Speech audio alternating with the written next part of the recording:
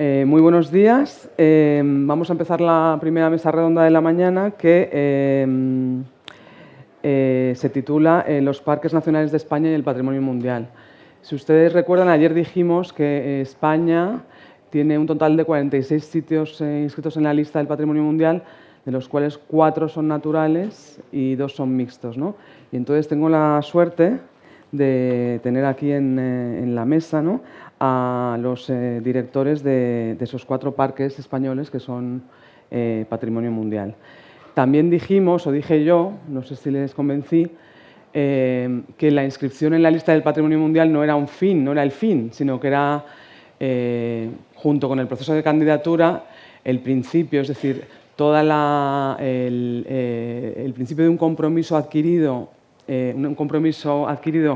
refrendado por una ley internacional, una convención, de mantener y salvaguardar ese valor universal excepcional, que es lo que el Comité del Patrimonio Mundial, que es un órgano soberano, independiente y es intergubernamental, reconoce ese valor universal excepcional en los sitios y a partir de entonces es responsabilidad de cada Estado parte en la Convención, en este caso España, por supuesto delegando la competencia según su ordenamiento jurídico, es responsabilidad del Estado parte mantener ese valor universal excepcional, y la UNESCO el Comité del Patrimonio Mundial tiene una labor de seguimiento. Y cada sitio del Patrimonio Mundial tiene una serie de obligaciones estatutarias, presentar cada 6 años un informe sobre el estado de conservación, y en todo momento el comité puede recibir información de problemas o dificultades que puedan surgir y le puede pedir a España una solución o más información para ver qué está ocurriendo. El primer caso que vamos a escuchar, y lo tenemos aquí muy cerca de nuestro, es el Parque Nacional del Teide, inscrito en la lista del Patrimonio Mundial en el año 2007, hace 10 años, en la reunión de Christchurch, en Nueva Zelanda. Quería saber, me acompaña entonces Manuel Durán, que es el director del Parque Nacional, ¿qué es lo que ha cambiado en estos 10 años? ¿Necesitaba el Teide ser Patrimonio Mundial? ¿Cómo percibe la población de la isla y más particularmente de los municipios aledaños al Parque Nacional esa etiqueta, como una responsabilidad, como un premio, como qué?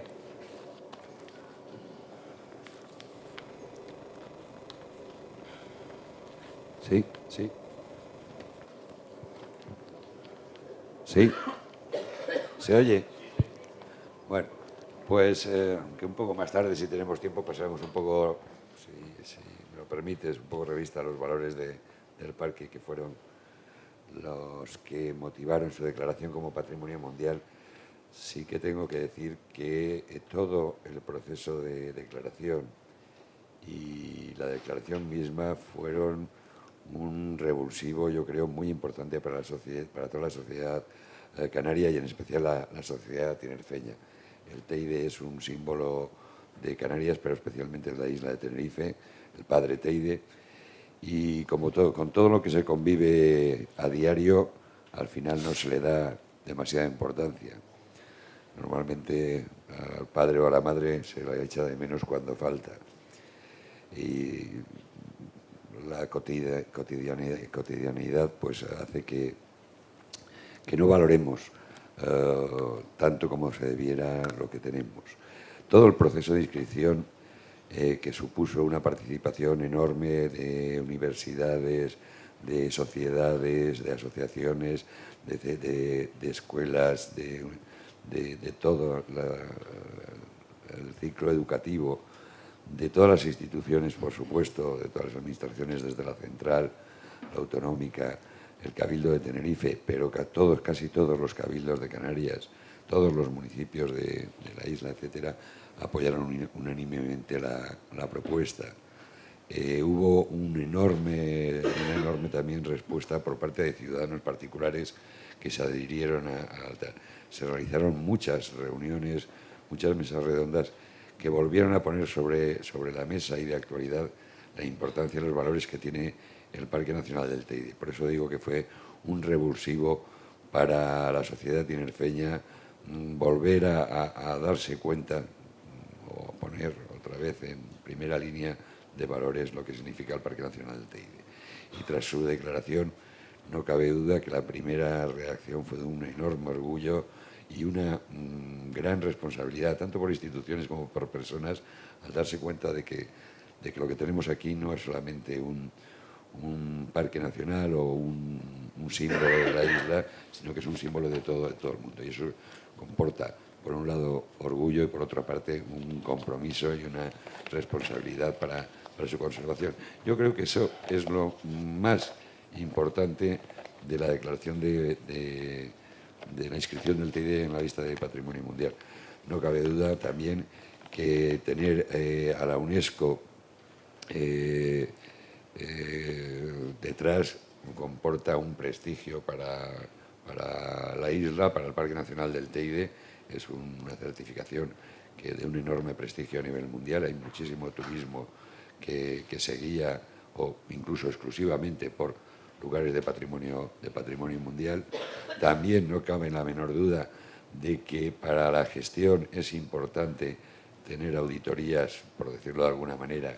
No son auditorías anuales como la del EMAS o la del Diploma Europeo que tiene el Parque Nacional del Teide, pero sí es cierto que en cuanto ocurre o puede ocurrir alguna incidencia importante que pueda afectar al bien, UNESCO inmediatamente se pone en marcha y solicita los informes pertinentes, etcétera, etcétera. Ya, hablaremos más sobre esto, pero creo que esto supone también un acicate para que los gestores, para que las administraciones intenten hacer la gestión lo mejor posible, para intentar cumplir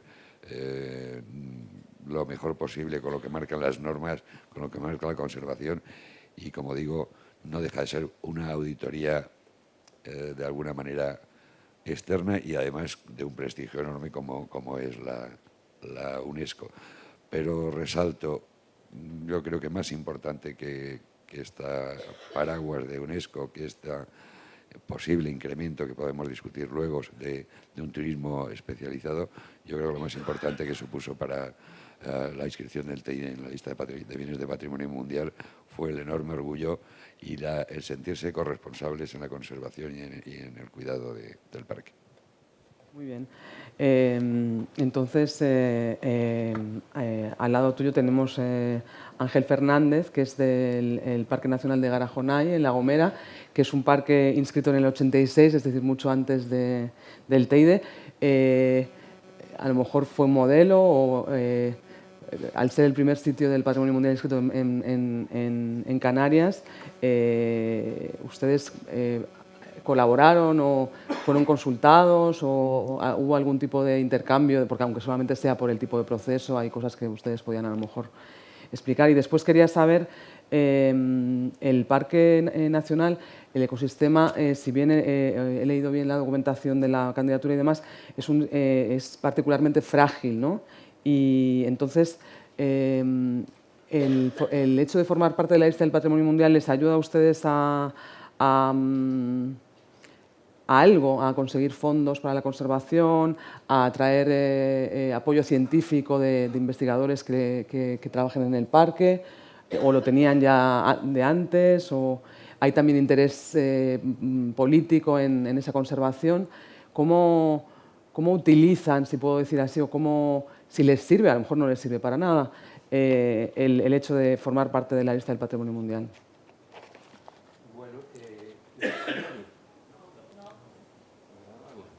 A ver, ¿se oye? Ahora sí. Bueno, la declaración de Garajonay como Patrimonio Mundial es una declaración que, como dices, es ya bastante antigua, ¿no? Desconozco si ha habido desde entonces modificaciones en cuanto a los requisitos y los procedimientos.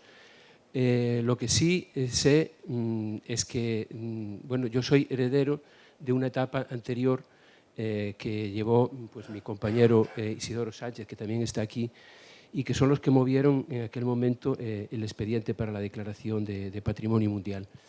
Yo creo que fue una estrategia y desconociendo las las tripas de cómo se gestó todo aquello, pero fue una gestión muy habilidosa de su parte, una visión muy clara del papel que podía jugar un acicate como era el patrimonio mundial, porque, al menos seguramente Isidoro tendrá la posibilidad de decir su versión, que será seguramente mucho más cercana a lo que ocurrió en aquel momento, pero de alguna forma Garajonay no era el icono que podría suponer el Teide, ¿no?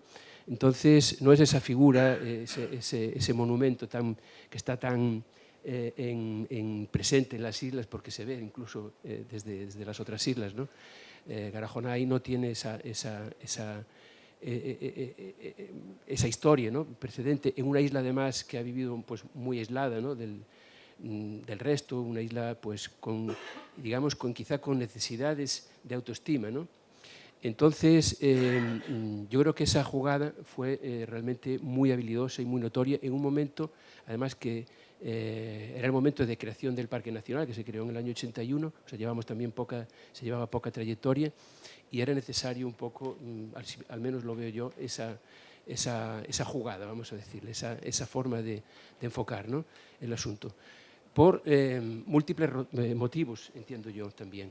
Ya lo aclarará Isidoro, pero yo creo que de una parte está la población local. La población local, que efectivamente, como muy bien comentó también Manolo, el monte era parte de lo cotidiano, era la vida de la gente, donde se iba a buscar la vida, los animales, la leña, el combustible, la madera.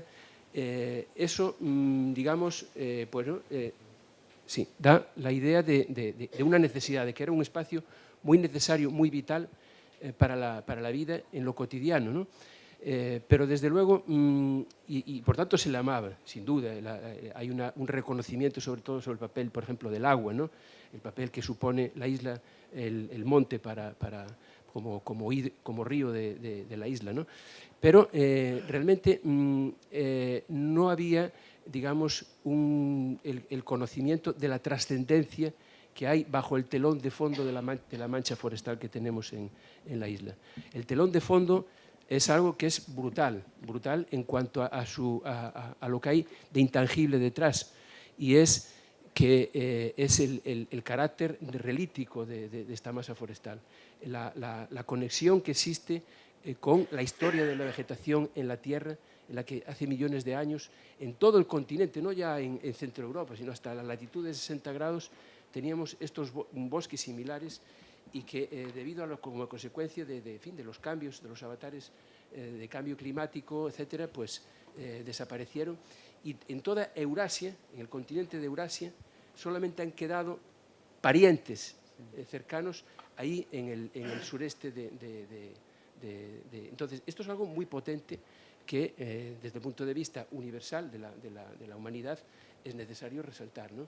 Y en ese sentido, pues yo creo que ha contribuido mucho a la comprensión desde el ámbito local de cuál era esto lo hemos trabajado además bastante dentro de los colegios, y hoy puedo decir que creo que la generación que hoy viene entiende mucho mejor eso sin duda. Y esto ha sido algo que el patrimonio mundial ha jugado un papel muy, muy importante. Está, por supuesto, la cuestión de la proyección internacional, está clarísimo. Quizá el Teide, metido en un ámbito de turismo de masas... sí, perdonar. Quizá el caso del Teide es un caso pues, también distinto, porque estaba en un destino turístico pues, muy consolidado, y en el momento de la declaración del Parque en La Gomera, bueno, era un turismo muy incipiente. Y bueno, pues eso sin duda, creo que insuficientemente aprovechado todavía, pero creo que es un gran espaldarazo, un sello de calidad, el decir que estamos dentro de los sitios top de bienes naturales del mundo, al lado del Machu Picchu o de otros tantos lugares. Creo que eso incluso ayuda también a la autoestima local, ¿no? Y por último, diría que también desde el punto de vista de la conservación ayuda porque ante cualquier problema el invocar que es un bien de patrimonio mundial bueno, pues es algo que hace reflexionar y bueno, lo hemos utilizado en varias ocasiones que quizá más adelante tengamos un momento de comentar. Me va a interesar mucho. Muy bien. Junto a Ángel tenemos también de todos los sitios naturales del Patrimonio Mundial en España, hay uno que tiene una particularidad, o me contará Manuel Montes si es una particularidad o no, que es un sitio transfronterizo, es decir, compartido con Francia. La Convención del Patrimonio Mundial en sí es un instrumento de solidaridad y de cooperación internacional, por lo tanto, entre comillas, la UNESCO prefiere los sitios transnacionales porque permiten esa cooperación entre vecinos o no, porque hay sitios que no tienen una continuidad territorial y, sin embargo, forman parte de un mismo ecosistema, como los hayedos, por ejemplo, que ya existían y España metió sus hayedos el año pasado en la reunión de Cracovia. Entonces, el Parque Nacional de Ordesa y Monte Perdido, representado aquí por su director Manuel Montes, es uno de esos parques, o sea, uno de esos sitios transnacionales. Y digo que la UNESCO prefiere, entre comillas, ese tipo de sitios porque no sé si ustedes saben que hay un cupo anual de sitios que cada país puede presentar, de candidaturas, y eran una natural y una cultural, ahora son 2 por año, pero las transnacionales no cuentan. Es decir, es una manera de favorecer esas candidaturas transnacionales, ¿no? Entonces, el Parque Nacional de Ordesa, inscrito en el año 97, ampliado en el año 99, quería saber un poco qué tiene de particular al tratarse de un bien binacional, cómo es la colaboración con Francia en la gestión y en la promoción del sitio. Cada uno lo hace a su manera o hay iniciativas conjuntas o un comité rector. A su juicio es porque claro, la legislación española patrimonial es una, la francesa es otra. Esa binacionalidad es una ventaja a la hora de aplicar a fondos europeos o de otro tipo, o es más bien un inconveniente. Hay otros sitios que son, por ejemplo, el Parque Nacional de Iguazú, que es en Argentina y en Brasil, no es un solo sitio del Patrimonio Mundial, sino que hay un sitio argentino y un sitio brasileño, siendo el mismo ecosistema y la misma catarata de un lado y de otro de la frontera. ¿Me puede un poco hablar de estos temas, por favor? Hola, buenos días. Bueno, lo primero que voy a decir es que no solo la característica de transnacional o transfronterizo, sino que Pirineos Monte Perdido, que así se llama, es un sitio patrimonio mundial de carácter mixto, cultural y natural. Es uno de los 2 que hay en España. Los naturales hay 3 parques nacionales, y de los 4, y de los dos mixtos, uno es este Parque Nacional, que también coge el Parque Nacional de los Pirineos en Francia. Bueno, dicho esto, para nosotros, o sea, como ya han dicho mis compañeros, es un marchamo, es una etiqueta de calidad, sí, pero hasta no hace muchos años no era más allá que esa etiqueta de calidad. Por eso, te decía antes de entrar, que discrepaba un poco en lo de que esto es un compromiso, que lo es, que decías ayer en tu intervención. La inscripción en la lista de patrimonio mundial no es un compromiso, sí, pero la realidad, el día a día, lo que ha supuesto, por lo menos para el nuestro, es que hasta que la UNESCO no nos ha hecho hacer de la necesidad virtud, no nos ha puesto las pilas, pues era como una medallita más que tenemos y bueno, la gestión era la del Parque Nacional y no mucho más allá que los informes que periódicamente había que hacer. Entonces, en el año 2010, la UNESCO, después de varias veces que lo había dicho de una manera más moderada, dio un serio toque de atención al sitio Patrimonio Mundial. Para empezar, nos decía, sois solo un sitio, no 2. Entonces, necesitamos un informe conjunto. Queremos un informe conjunto, no 2.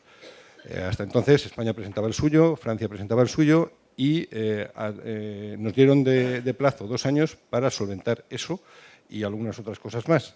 Nos decían también que no teníamos un órgano de gestión conjunto, no teníamos un plan de gestión, más allá de los planes de gestión de los respectivos parques nacionales. Nos pedían también un apoyo más fuerte al agropastoralismo. Se metían con dos cosas, dos problemas que afectan a todo el bien patrimonio mundial, pero que estaban localizadas en Francia, con lo cual nosotros ahí no podíamos hacer nada, salvo decir, oye, poneros las pilas que nos lo quitan a los dos. Y por último, nos exigían también tener una declaración de valor universal excepcional que no teníamos, porque esta exigencia es más o menos reciente y cuando el nuestro, que cumple ahora 20 años, nosotros andamos de cumpleaños, el año que viene cumplimos 100 como parque, este año 20 como patrimonio mundial y 40 como reserva de la biosfera, entonces, bueno, vamos de celebración en celebración. Bueno, pues esto nos lo pedían en 2010, nos daban de plazo hasta febrero de 2012 y bueno, pues se hizo por fin este informe conjunto. Había un documento presentado por los embajadores de España y Francia en París ante la UNESCO, conjunto. En realidad, cada uno hizo el suyo y luego tuvimos unas sesiones para refundir y bueno, el documento se presentó conjuntamente. Bien, en 2012 la UNESCO acogió con agrado, por fin, el que lo hiciéramos, pero nos seguía incidiendo en el apoyo al agropastoralismo y en los dos problemas franceses. Bueno, en cuanto al órgano de gestión, también se constituyó uno de manera un poco nominal, un comité director conjunto formado por 10 miembros de cada país, en el cual están representados los 3 niveles de la administración, nacional, regional y local. Y en nuestro caso metimos también a una representación de los ganaderos, porque por aquella incidencia que nos pedían en el agropastoralismo. Los franceses no lo hicieron así y en el 2012 lo que pidieron es que también el sector ganadero estuviera representado allí por parte francesa. Entonces los franceses, por no quitar a nadie de su silla, dijeron, bueno, lo ampliamos a 11. Y entonces nosotros en este caso lo que dijimos, bueno, pues si a nivel nacional está representado el Ministerio de Cultura y no, dado que es un bien mixto y no un medio ambiente, pues entonces es cuando entró el organismo autónomo de parques nacionales en representación del Ministerio de Medio Ambiente. Y bueno, se han ido arreglando cosas. En el año 2012 nos dieron otros 2 años para presentar un informe que mejorara esto y al final, en el año 2014, ya nos han dado un poquito más de vidilla y tenemos hasta diciembre de 2018, o sea, dieron 4 años y medio, para progresar en los avances que se iban haciendo. Ya relajaron un poco las exigencias, incluso de los problemas franceses, porque los problemas franceses hay uno que es el corte de la carretera de Trumús, que llega hasta el corazón de un circo, que lo van a arreglar poniendo un sistema de buses lanzaderas y no tener un aparcamiento inmenso en mitad del circo. Y el otro era el Festival de Gavarnie, que insistían muchísimo en eliminarlo. En realidad, el Festival de Gavarnie se hace justo en el límite de patrimonio mundial en suelo francés. No está dentro, pero exigían quitarlo. Hay una fuerte oposición porque, claro, para el Gedre y Gavarnie es una fuente de ingresos tremenda y bueno, es un festival que son 10-15 días de representación de una obra de teatro musical, que cada año varía, y que trae a mucha gente. Entonces, bueno, los franceses se han esforzado en atenuar los impactos de esa concentración de gente durante esos días. Y bueno, pues ya la UNESCO lo que les dice es que, bueno, que continúen buscando posibles alternativas, pero que, bueno, que continúen también con la atenuación de impactos que llevan. Entonces, bueno, eso se ha más o menos solventado y entonces ahora ya digamos que somos un sitio normal sin tener esa tarjeta amarilla que nos enseñaban. Y luego, en cuanto a la gestión, lo cierto es que este comité director conjunto no es, es un órgano de gestión nominal que indica más voluntad que otra cosa. Se ve lo que se ha hecho durante el año y tal, pero en realidad no es algo con personalidad jurídica y los franceses ahora lo que nos están pidiendo es crear algún otro sistema de gobernanza que, por ejemplo, este comité director conjunto, la presidencia rotatoria cada 2 años, nosotros ahora en 2018 nos toca la presidencia, digo nosotros, España.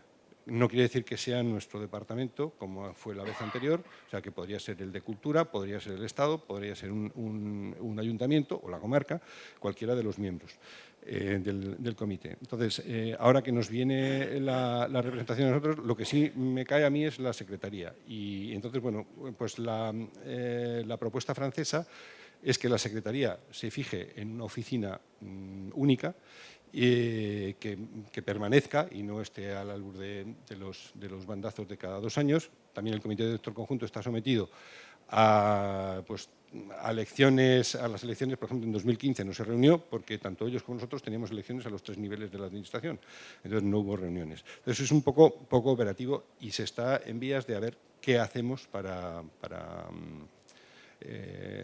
arreglar eso.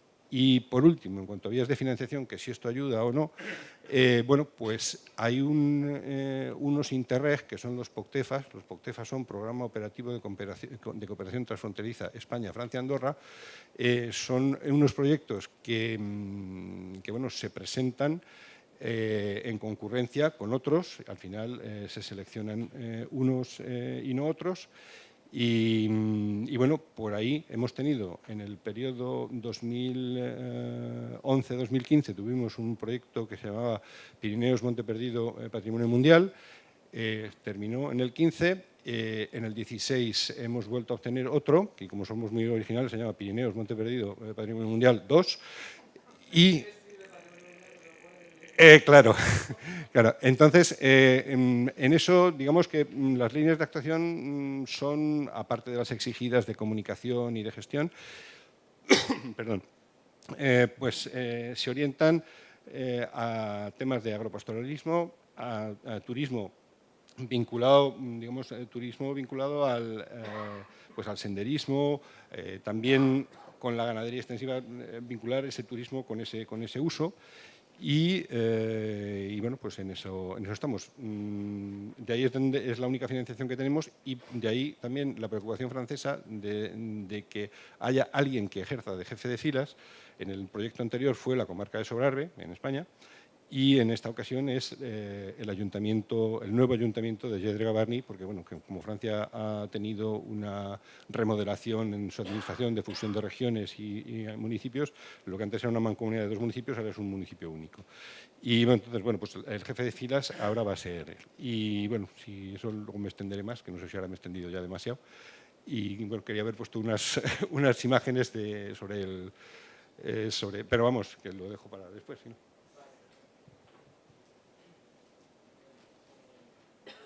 Como se dice en inglés, last but not least, del último de los sitios, antes de dar, por supuesto, la palabra a Arantzazu, Parque Nacional de Doñana, inscrito en el año 94, ampliado en 2005. Al igual que él nos ha estado contando el representante del Parque Nacional de Ordesa Monte Perdido, que lo que él ha definido como unas tarjetas amarillas que desde la UNESCO le han estado mostrando, ha sido el caso de Doñana también hasta este año. Entonces, con toda sinceridad, dígame, la UNESCO es una pesadilla para Doñana, es una oportunidad. Cuéntenos qué es lo qué era la problemática que el comité observaba en Doñana año tras año. Yo recuerdo que el Comité del Patrimonio Mundial fue en Sevilla en el año 2009, ya se hablaba de Doñana, y este año en Cracovia parece ser que la cosa ha quedado. Entonces, también, si queremos ser justos, hay que tener en cuenta que Doñana es un sitio emblemático también por las especies que allí anidan y que las rutas migratorias de las aves hacia África.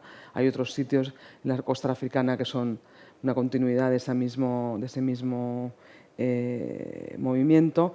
Y las ONGs ambientalistas, con razón o sin ella, habían tomado una serie de lugares como ejemplos para sus campañas de estamos destruyendo el patrimonio. Ha ocurrido con la Gran Barrera de Coral en Australia, ha ocurrido con Doñana, pero me gustaría saber un poco cuál es su punto de vista como persona que está ahí cada día viendo la situación, hablando con todos los interlocutores o sea, dígame si le parece una injusticia, una pesadilla, dígame todo lo que me quiera decir. Bueno, ¿se oye? ¿Puedes poner la pantalla, por favor? Me voy a disciplinar a la vista de lo que han hecho Manolo, Ángel y el otro Manolo, pero me vais a permitir que antes de poder contestar a esto sitúe mínimamente, porque a diferencia de otros parques nacionales, que son patrimonios que no lo son, que tienen unos ámbitos muy bien definidos por su isla, por el parque, Doñana es un espacio muy reciente desde el punto de vista geológico y muy reciente también desde el punto de vista administrativo, o sea, con unos cambios continuos que me parece que es interesante que nos situemos mínimamente, porque la reflexión que vamos a hacer luego, en el sentido que tú me planteas sobre el patrimonio mundial, aparte de que es un reconocimiento, es un compromiso, es una pesadilla, es una oportunidad, tiene mucho que ver también con el ámbito en el que nos situamos. Espérate, ¿el mando lo tienes tú? Ahora no vemos el mando. ¿Dónde está?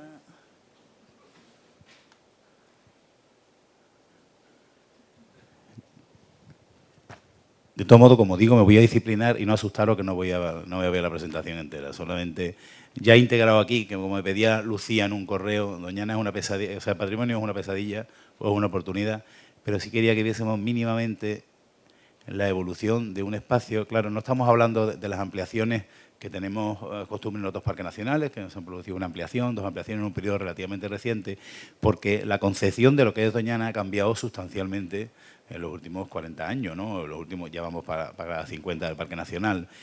Por eso es muy curioso, porque la relación espacio-temporal no lo podemos olvidar. Todavía hoy día, luego hablaré de ello, en algunas de las campañas plantean, Doñana ha perdido desde principios del siglo XX, al principio del siglo XX, que era Doñana. O sea, hay un montón de referencias con respecto a los territorios que son relevantes. Eso era Doñana en el año 64, una reserva biológica de 6.700 hectáreas. Eso era en el año 69, un parque nacional con poco más de 30.000.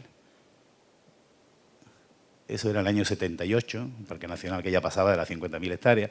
Recordad esta imagen porque esa es la figura del patrimonio mundial. O sea, ese mismo ámbito es el que se queda patrimonio mundial en el año 94. Y es también el ámbito de la Reserva de Biosfera de Doñana hasta el año 2012. Ahora lo comentaré.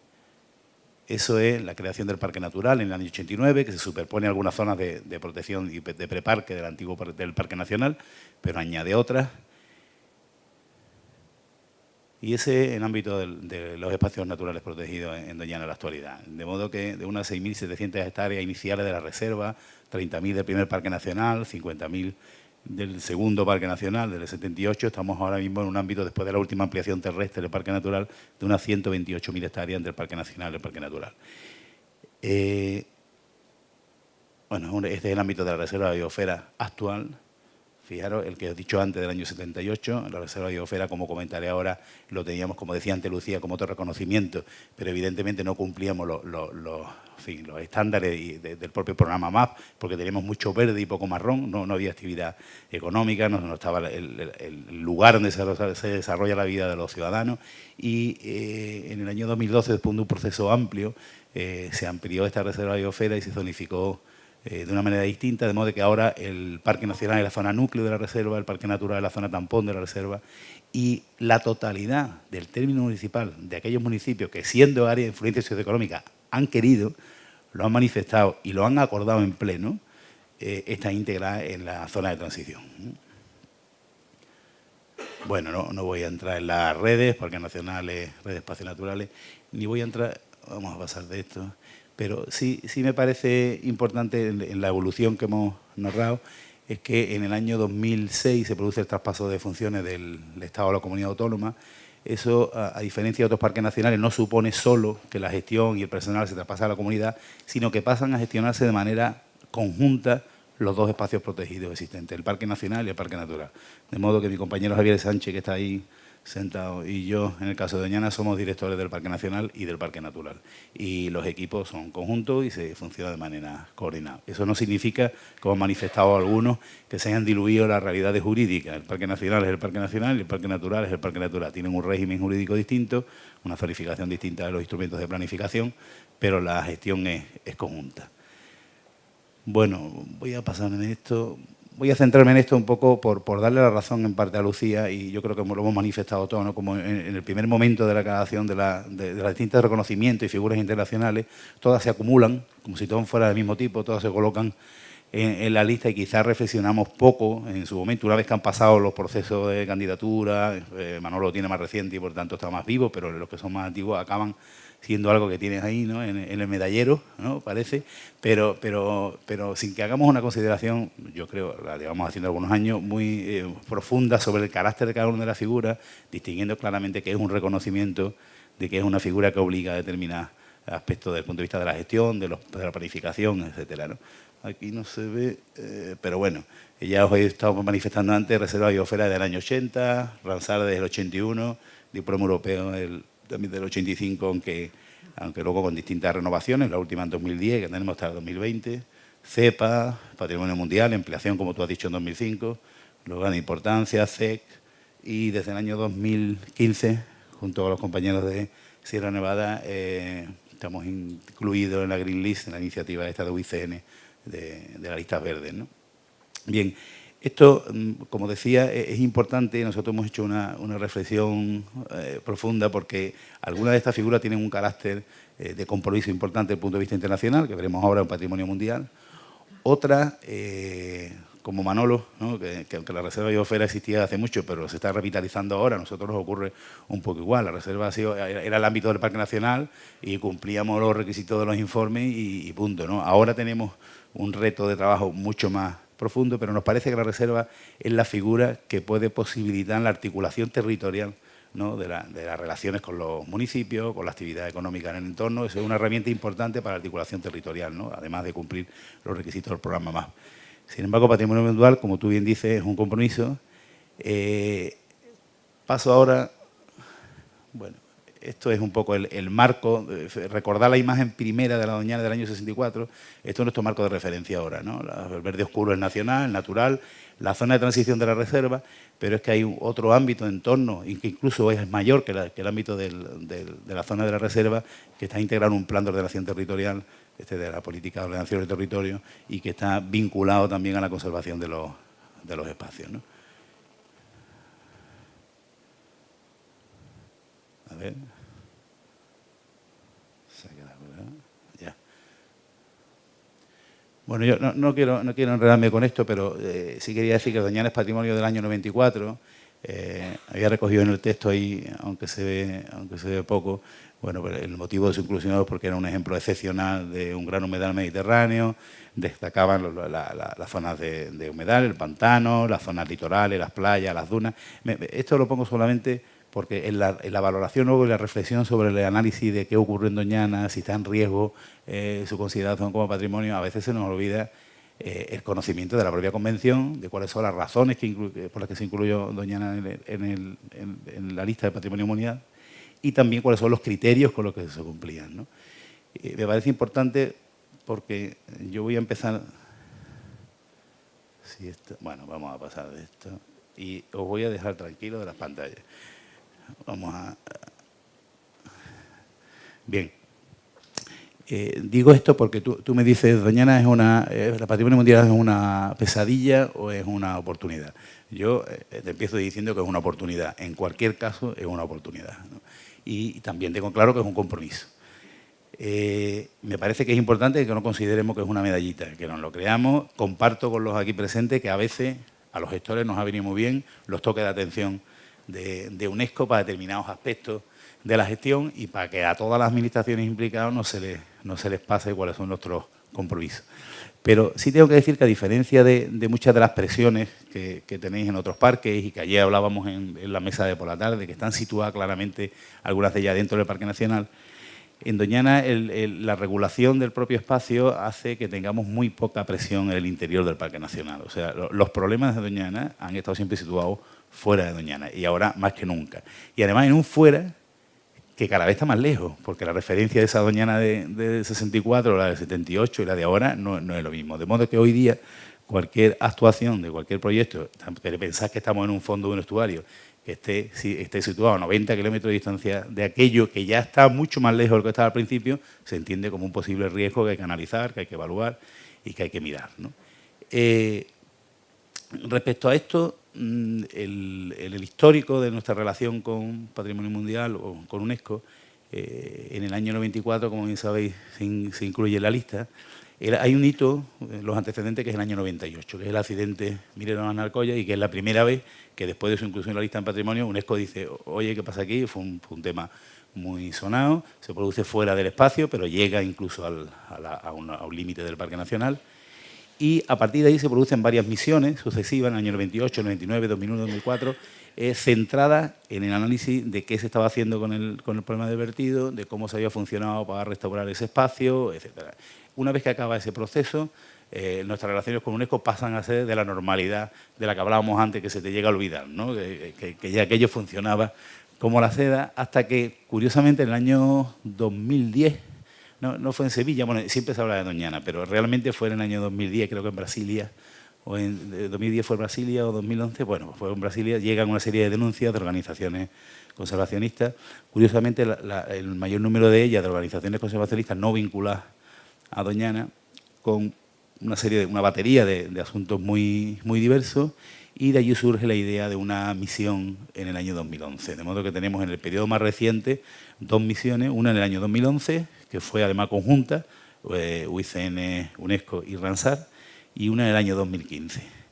Desde ese año 2011 se han venido sucediendo, a veces anualmente, a veces bianualmente, informes de evaluación, seguimiento a las distintas decisiones del Comité de Patrimonio, ¿no? ¿En qué se han ido centrando? Porque, claro, se han ido analizando, en la agenda han ido apareciendo una serie de temas y han ido desapareciendo otros.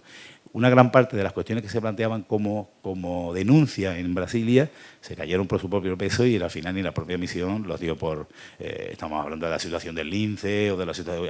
Hay una serie de cuestiones que eran tan claras y teníamos datos tan objetivables que no cabía mucha discusión, ¿no? Y el asunto se empezó a centrar en problemas situados fuera del parque, por ejemplo. Y pongo un ejemplo, ahí tenemos compañero extremeño también, la refinería Balboa, que está situada en Extremadura, pero como al final la conducción llegaba a Huelva, pues aprovechamos para analizar qué afección podría tener no solamente el tránsito por el límite del acuífero que estaba allá fuera de Doñana, sino en el incremento de riesgo de vertido en aquella zona y su posible incidencia en esto. Bueno, yo no quiero ser pretencioso, pero tenemos todo el convencimiento de que al final Balboa se cae, porque acaba llegando a Doñana el debate, acaba abriéndose un debate sobre las posibles afecciones en el litoral, y aquello contribuye de manera importante, entendemos nosotros, a la declaración de impacto ambiental negativa de Balboa, ¿no? Además de Balboa, pues analizan otro tipo de problemas o de incidencia, el dragado del Guadalquivir, recurrente, y ha estado viéndose desde entonces hacia acá, el dragado en profundidad, porque tengo que decir que el dragado de mantenimiento es algo recomendado por los propios expertos, que no recomendaban el dragado de profundidad, ¿no?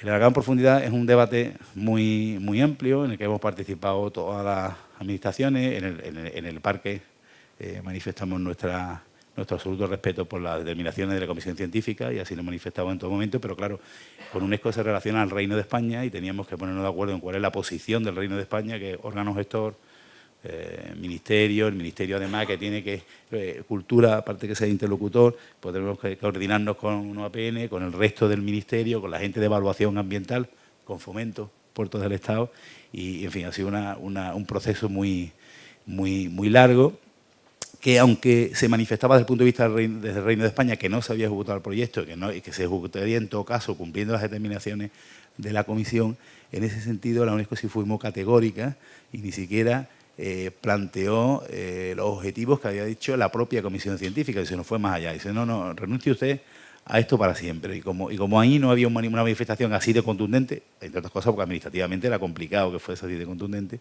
pues hemos tenido ese proceso abierto desde 2011 hasta ahora 2016, que lo han dado por asumido, que el Reino de España ya ha dicho que no se ha hecho ni se hará, ¿no? en el marco, en la perspectiva que podemos tener delante, ¿no? Yo sí quiero decir que, aunque he dicho que todos los problemas que analizan UNESCO y Patrimonio Mundial se sitúan fuera, yo sí tengo que distinguir entre dos tipos de problemas, ¿no? Uno que son coyunturales y que yo creo que nos van a ocurrir a todos. Siempre puede aparecer un proyecto que acabe viéndose como una amenaza, y por tanto lo que tiene que prevalecer ahí es nuestro interés por conservar ese lugar de patrimonio, y que tengamos sistemas garantistas y rigurosos de análisis y de evaluación. Y ahí nosotros lo que podemos hacer es levantar la mano y decir, ojo, creemos que esto puede tal o puede tal, ¿no? Y eso ha ocurrido siempre. Yo quiero recordar que en Doñana se planteó una central nuclear en los años 70, la carretera costera. O sea, la historia de Doñana está llena de grandes proyectos que no han salido para adelante porque estaba Doñana, ¿no? Eso es una realidad. Y por tanto, tenemos que convivir con esa situación. Eso es algo absolutamente lógico. Yo me gusta recordar al amigo Miguel Delibes, que decía que siempre que los espacios naturales, y especialmente los que están en un fondo de estuario, pueden vivir, claro que pueden vivir, pero como un albino en un mundo con sol, o sea, con cuidado, con atenciones.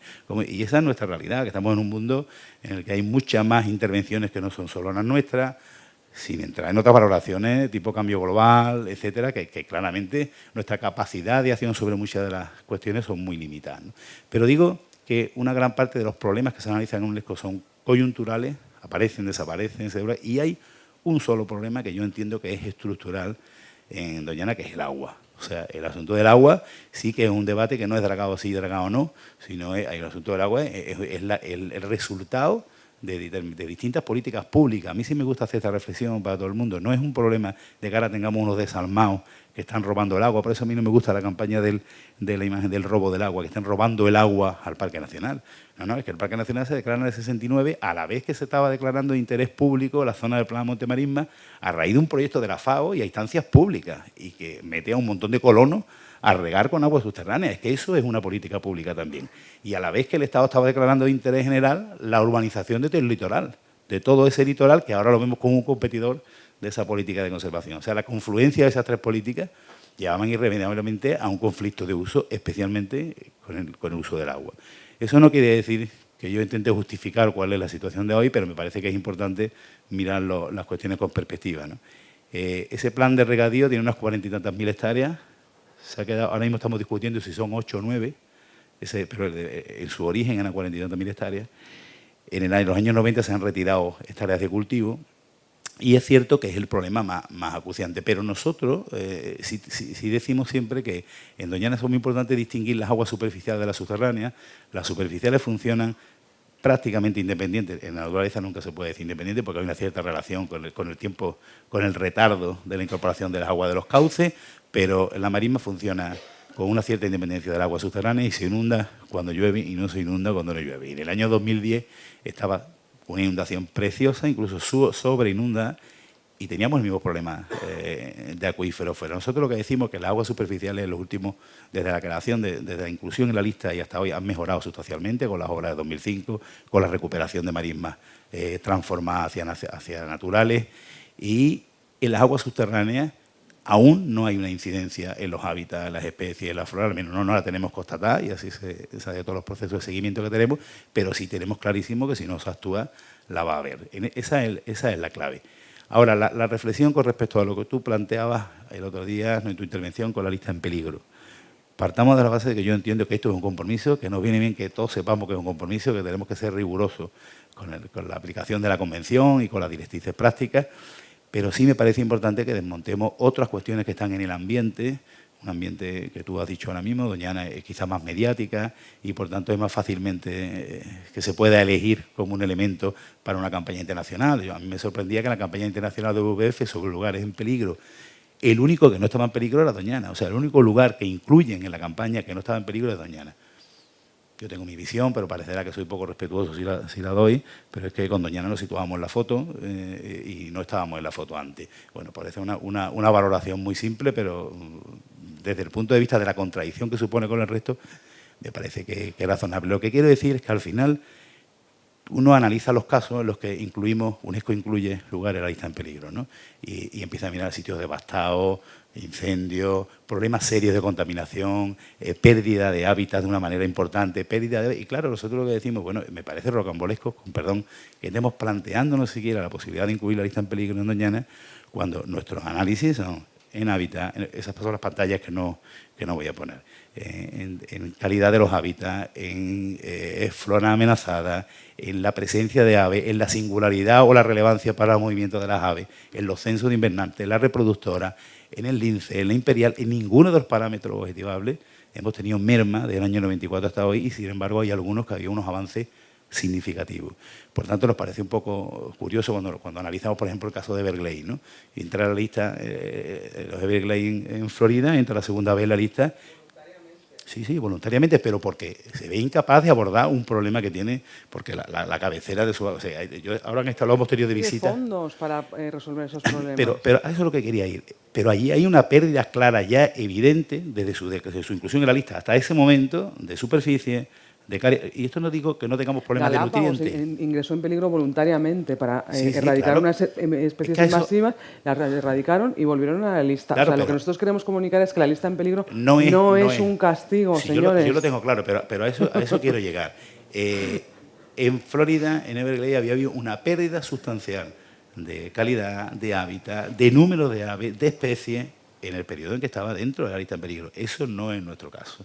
Ahora, el otro asunto que tú manifestabas, y también ya fijo mi posición del 2, el sentido, yo explico como tú a todo el mundo que la lista en peligro no es el castigo, es un instrumento para un espacio que tiene problemas, ponerlo encima de la mesa, contribuir al análisis, al diagnóstico, al planteamiento de las soluciones y a ponerlas en marcha. Ese es el sentido que tiene la lista en peligro y el sentido que tiene la interpretación de los artículos de las directrices prácticas.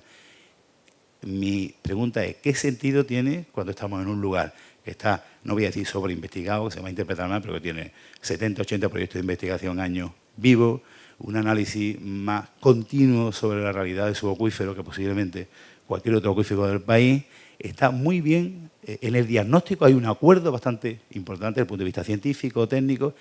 Se están desarrollando las medidas que se han planteado idóneas como para abordar esto, o sea, análisis, diagnóstico, propuestas, y las medidas son de dos tipos. Una, la ordenación de los regadíos, que es un instrumento de la comunidad autónoma, que está en vigor desde el año 2014, y la adopción de medidas por parte del órgano de cuenca para revertir esa situación, ¿no?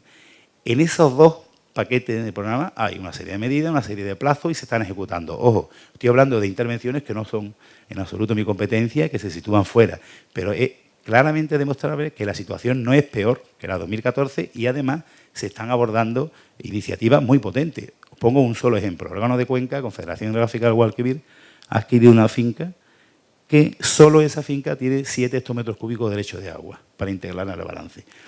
Para que tengáis una idea, la otra iniciativa potente, que es un trasvase de 4,9 hectómetros cúbicos del sistema Guadiana al Guadalquivir, llevamos como 10, 12 años entre trámites, modificaciones de la planificación, evaluación de impacto ambiental, y es de 4,9 hectómetros cúbicos, de los que 4 son utilizables para sustituir captaciones. Esta es una operación de 7 hectómetros cúbicos que se ha materializado en un mes, en el año 2015. Entonces, que lo que a nosotros nos sorprende es, si el asunto está diagnosticado, hay un consenso sobre el diagnóstico del problema, están las medidas encima de la mesa y el Reino de España puede demostrar a la UNESCO que está abordando esos pasos, tal como han planificado, no acaba de tener mucho sentido barajar la opción de la lista en peligro. Lo que tiene sentido es que la UNESCO diga, pues bien, cuénteme usted cómo está cumpliendo esta planificación y sigamos avanzando en ello. Bueno, y me callo de momento y ahora sigo ya. Claro. Lo que quiero decir es que entonces todo es desde ese momento en que hay un poco como el parque de Ordesa, desde que se pide más información y tal, desde que está en la mesa esa que usted ha llamado tarjeta amarilla, que como digo, una de las cosas que no logramos transmitir es que la lista en peligro no es un castigo. Tendría que haber más ejemplos. Ahí en Honduras hay la reserva de Río Plátano, que también está en la lista en peligro voluntariamente a pedido de Honduras, porque eso le permite resolver una serie de problemas transfronterizos y demás. Entonces, yo digo que todo este trabajo, o sea, digamos, podemos decir presión sobre pidiendo información, el acuífero y demás, ha servido, ese trabajo está hecho. Sí, verá, yo no me enredo más y le paso la palabra, pero verás que hay dos cuestiones. Hay una gran parte de trabajo que ya se estaba haciendo, o sea, el 2005 estaba en marcha mucho antes de esta petición. Yo he reconocido, como todos mis compañeros, que la existencia de UNESCO, y bueno, no es ninguna trampa de los gestores, que es un compromiso del Reino de España y, por tanto, nos parece bien que nos recuerden de vez en cuando nuestras obligaciones, ¿no? En eso yo no tengo ninguna duda. Lo que estaba queriendo plantear es que en una situación en que, y me voy a permitir decirlo, me lo permití, que los organismos internacionales están también como estamos, ¿no? Desde el punto de vista de recursos, de dotación de medios, de personal, y no me refiero solo a los organismos internacionales, también me refiero a los órganos asesores, en este caso UICN, pensar que UICN y UNESCO pueden contribuir a un análisis, diagnóstico, planteamiento de medidas en un lugar donde hay decenas de equipos de personas trabajando, de investigación, de seguimiento y tal, me parece que es poco seco, o sea, que no tiene sentido, ¿no? Sí tiene sentido la llamada de atención y sí tiene sentido que nos diga, pues vaya comunicando usted cómo va cumpliendo toda esta planificación que está desarrollando, ¿no? Pero eso tiene un poco que ver con la lista en peligro, desde mi punto de vista, ¿vale? Muy bien.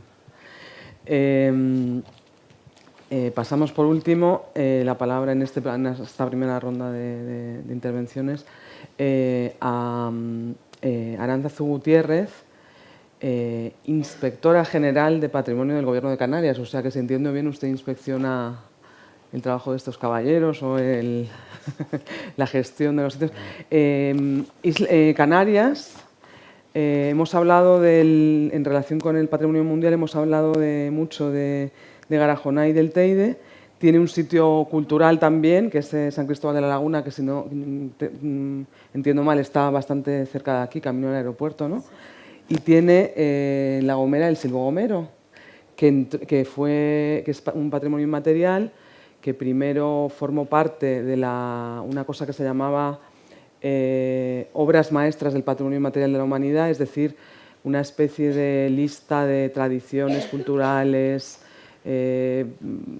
cosmogonías, de patrimonio vivo, que sirvió para, como banderín de enganche, esas obras maestras, para crear una convención en 2003 del patrimonio inmaterial. Y el Silvo Gomero era uno de esos. Hubo únicamente 90 obras maestras, que luego ya se integraron como en la lista, y entonces tiene, digamos, esos 4, aunque son mecanismos distintos y reconocimientos distintos en las listas de patrimonio, ¿no? Quiero preguntar dos cosas. ¿Qué piensa, qué aportan estas inscripciones a la población canaria? ¿Es todo positivo? ¿Hay cosas negativas? ¿Piensan que hay un exceso de turismo, una excesiva presión en los parques? ¿Es una responsabilidad? ¿Les da igual? ¿Ni lo saben? Esa es la primera pregunta que haría. Y la segunda también, que así espío un poco, ¿no? Si hay algún otro proyecto relacionado con patrimonio mundial o inmaterial en Canarias, y cuál sería y para qué plazo. Buenos días. Bueno, como bien decía, tenemos 4 patrimonios de la humanidad referentes, 2 de carácter natural, 1 de carácter inmaterial y el último, pues, más tangible, que es el centro histórico de San Cristóbal de la Laguna. Para un territorio pequeño como Canarias, pues es muy significativo. Pero, sin embargo, yo creo que Manolo Durban decía algo que es verdad, que el Teide es un icono y sí transfiere las fronteras de lo que es la isla de Tenerife y se ve como una referencia a nivel de Canarias, pero sin embargo el Garajonay ha quedado reducido al ámbito de La Gomera y el Silvo y la Laguna al ámbito de Tenerife. Como referencia de toda Canarias, yo creo que esa parte no se ha sabido explotar como sello de calidad, y sí es un reconocimiento del que todo canario, pues, se enorgullece en su momento, pero no trasciende más allá. Yo creo que en esa parte, en un congreso donde estamos hablando también de turismo y sostenibilidad, pues no se ha sabido sacar más allá de lo que es la isla, salvo en la parte del Teide. Con respecto a cómo es un sentido de orgullo, no cabe duda, es un sentido de reconocimiento, y de reconocimiento no solo como marca exclusiva, sino yo creo que también a esa conservación que se ha hecho durante muchos años para llegar hasta hoy, hasta nuestros días. Con respecto a San Cristóbal de la Laguna, porque no voy a profundizar en lo que ya han dicho mis compañeros, que yo creo que el Teide tiene una carga más turística, que a lo mejor el Garajonay, como bien decía Ángel, pues está comenzando y ellos tienen sus propias normas y su propia regularización, en la cual nosotros, pues, bueno, lo conocemos, pero su gestión es más individual. Con respecto a San Cristóbal de la Laguna, sí tengo que decir que lo que puede ser una marca que en un primer momento es de orgullo, en algún momento también provoca rechazo. Provoca rechazo porque estamos hablando de un bien donde hay una propiedad individual que se ve afectada, donde hay un área comercial, económica, que también cuando se produce la peatonalización de las calles, pues provoca cierto rechazo. Sin embargo, ese rechazo se ha vuelto favorable, porque hoy ha sido aceptado, hoy la laguna reconoce sus valores y esos valores los han sabido trabajar tanto desde el punto de vista económico como también el cultural. Hoy la laguna es un referente también cultural y dentro del ámbito patrimonial de gestión. Y también ha visto cómo ha incrementado el número de turismos y hasta el momento yo creo que la carga que soporta la ha sabido organizar bien con su gestión, ¿no? Que a la larga pues, pueda aumentar, ya entonces tendremos que valorar los elementos de carga que ello supone. Con respecto al silbo, sí tengo que decir que el silbo es un patrimonio inmaterial, no afecta a nadie individual. Un reconocimiento que se hizo en el 2009 y que, sin embargo, desde el punto de vista de patrimonio hemos visto que uno de los valores que le llevó a su proclamación como patrimonio mundial, que es que se introdujeran los colegios y se mantuviera y se conservara, ha quedado ahí y se sigue manteniendo, pero no vemos en la evolución y el reconocimiento al exterior de ese silbo, salvo cuando hay alguna representación que en algunas ocasiones es descontextualizada porque no lo estamos viendo en el ámbito en el que se tendría que realizar. Y ahí yo creo que La Gomera debería hacer un inciso más en la puesta en valor a través de un centro de interpretación, de una escuela de silbo, que no quedara solo en el ámbito reglado de la educación, sino que se diera a conocer a través de esa escuela. Y yo creo que el centro de interpretación también lo pone como valor y lo pone no solo como valor cultural, sino también turístico y sostenible, porque siempre lo que se valora y se reconoce es lo que se conserva. Y en ese ámbito, pues yo creo que a nivel general de toda Canarias, pues no hay ese rechazo, sino que esa marca que nos ha venido dada por el Patrimonio de la Humanidad es bien aceptada, es de orgullo, pero sí es verdad que tratándolo de forma individual, pues tienen diferencias. También vemos que desde el ámbito de patrimonio cultural, antes lo comentaba con Ángel, que los valores naturales en los parques, pues muchas veces los valores culturales pasan desapercibidos. No quiere decir que no se trabaje, que no se tengan, pero sí pasan desapercibidos. Por ejemplo, el Teide tiene una riqueza en patrimonio arqueológico que nos queda a nivel de investigación, excavaciones arqueológicas, pero nos falta desde el ámbito cultural llegar a más y que la población también reconozca esos valores culturales, que no quiere decir que solape a los naturales, pero sí que existen y que son valores añadidos que turísticamente también pueden ser sostenibles. Segunda pregunta, de algún proyecto en cartera. Ay, perdón. Y bueno, el segundo proyecto en el que se está trabajando, que además es un ámbito, yo creo que novedoso dentro de Canarias y a nivel de... Está también el paisaje cultural de la Transmontana en Mallorca, pero creo que este tiene un ámbito totalmente diferente, es el de Risco Caído en Gran Canaria, junto con las Montañas Sagradas, que ese además tiene relación, aunque se ubique en la isla de Gran Canaria, tiene relación con toda Canarias. Yo creo que va a ser también un revulsivo si se consigue ese sello por la parte de la UNESCO como Patrimonio de la Humanidad, de que también sea significativo para toda Canarias, porque es un lugar donde se engloba no solo la parte aborigen, sino la evolución desde el mundo aborigen, 1500 años hasta hoy, donde vemos la evolución de una casa hábitat en cueva, donde está relacionado con lo sagrado y con esos elementos vinculados a la agricultura, a la economía y del mundo aborigen, y que ha ido evolucionando durante todo este tiempo, pero que se ha ido respetando y conservando hasta nuestros días. y que junto con los grabados e inscripciones que se encuentran en esa zona, pues ponen en valor toda esa cultura aborigen de Canarias y como referente también ese trabajo en las casas cuevas, que son también un referente en Gran Canaria fundamentalmente, pero en el resto de las islas también hay ese tipo de construcción. Yo creo que como paisaje cultural vinculado también a la integración del hombre en el paisaje, creo que es un reconocimiento que bueno, por el que se está luchando y esperemos que en el 2018 se pueda alcanzar. Nos han comentado que en el 2018 pueda salir. Ah, bueno, pues entonces a lo mejor. A ver, tenemos bastante tiempo todavía. Me imagino que habrá preguntas en la sala, pero yo quería preguntar, porque me he quedado con ganas de saber más cosas sobre Garajonay. Ya que estamos hablando de patrimonio mundial y turismo sostenible, efectivamente hay un tipo de turista que es un turismo del patrimonio mundial y es un turismo que está particularmente, hasta donde yo sé, es como una cosa muy querida por los alemanes, ¿no?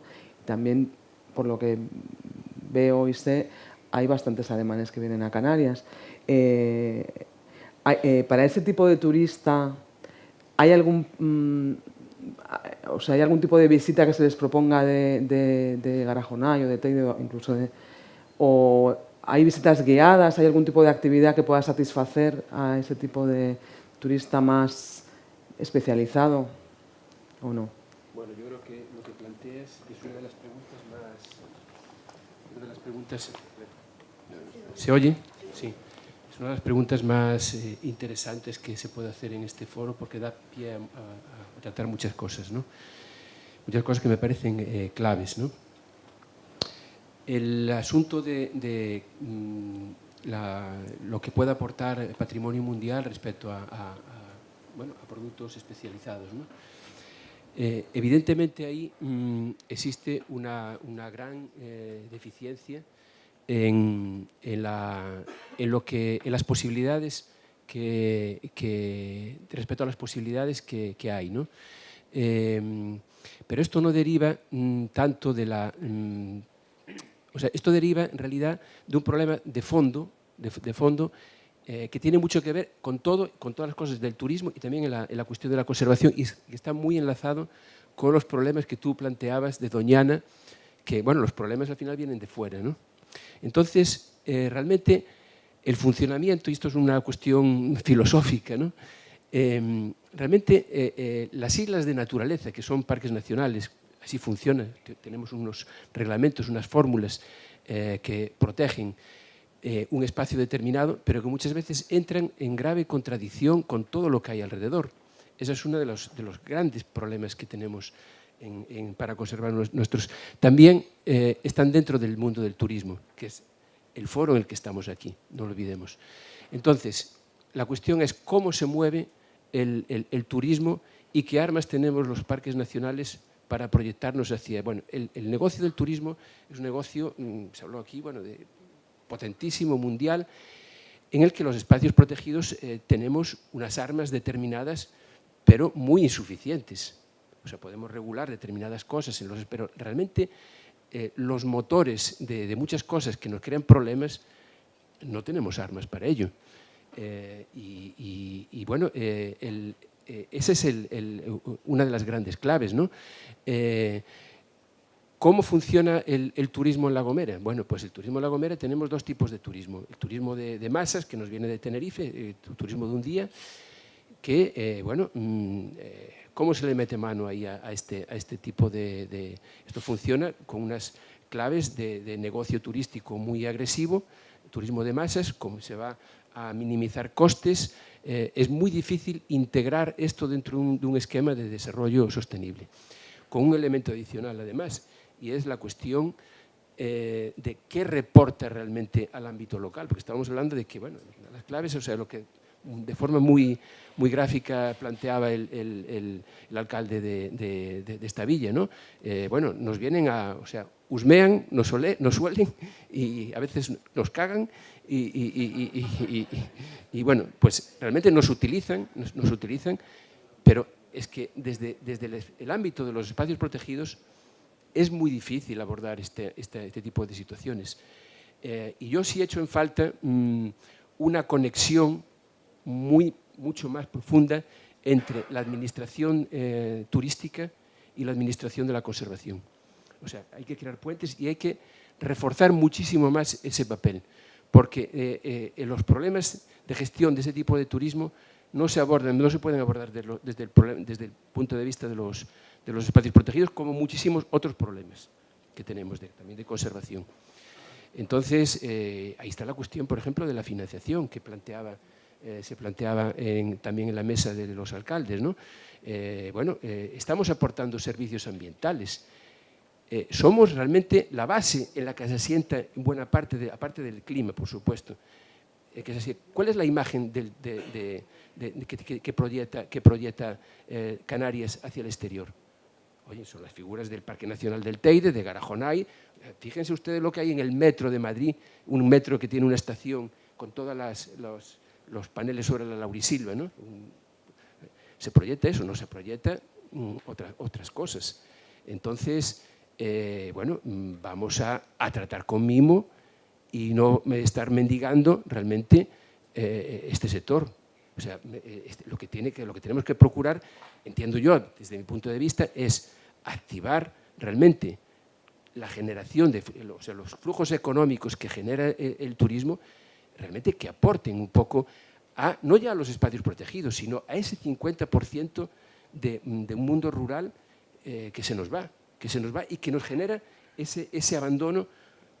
Uno de los grandes problemas que tenemos en los espacios protegidos, que son los incendios, cómo se nos queman porque no hay barreras. Entonces, son problemas que están todos muy mezclados, muy integrados entre sí y que realmente requieren un abordaje diferente a lo que se propone desde los espacios protegidos. Nosotros somos una pieza más importante, pero hay que abordarlo, hay que ir más allá de eso.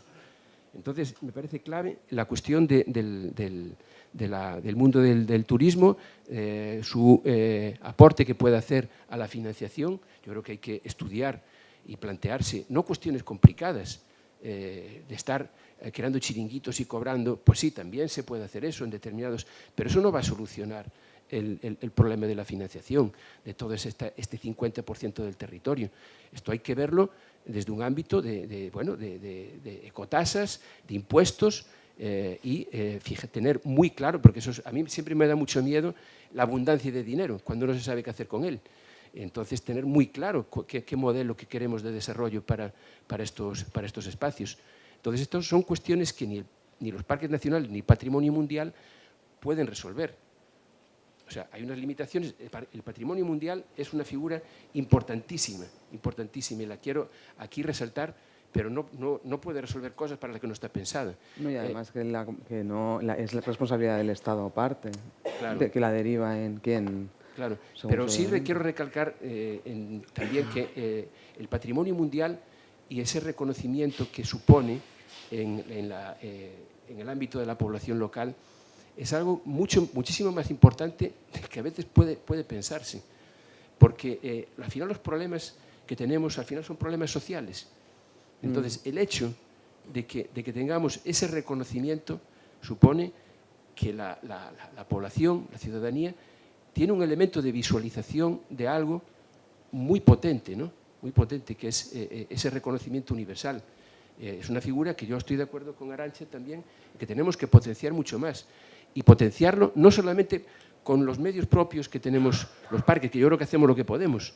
Y hay partes del discurso que hiciste que no estoy tan de acuerdo. O sea, yo creo que sí que desde los parques nacionales la parte de los bienes inmateriales y de los bienes culturales sí los cuidamos muchísimo, muchísimo. Hemos hecho investigación, nuestros centros están llenos, hay alusión al silbo, hay alusión a todos los bienes, a la agricultura, y relacionando además, tratando de crear un hilo conductor de relación entre todos esos valores y la conservación de nuestro valor natural, que no son antagonistas. Todo eso de todo eso se habla en nuestros centros y todo eso forma parte del discurso que tenemos, al menos en el Parque Nacional de Garajonay. Otra cosa es la capacidad que tengamos de influir en el caso del mundo turístico. Entonces, ahí hay la necesidad de las conexiones entre el mundo de la conservación y el mundo del turismo. ¿Qué hacemos en el Parque Nacional con esto? Bueno, pues una de las armas que tenemos es la Carta Europea de Turismo Sostenible, donde desde el primer momento tuvimos clarísimo que esa conexión es necesaria. Es necesario que las administraciones empiezan a interesarse por nosotros, a entendernos, y también las empresas, el mundo empresarial. Y con esas alianzas vamos a multiplicar muchísimo todas esas capacidades que tenemos de proyectarnos hacia el exterior. Y eso es un poco lo que, en fin, todo esto se puede desarrollar mucho más y ser mucho más concreto, pero esto es un poco en cómo nos estamos moviendo.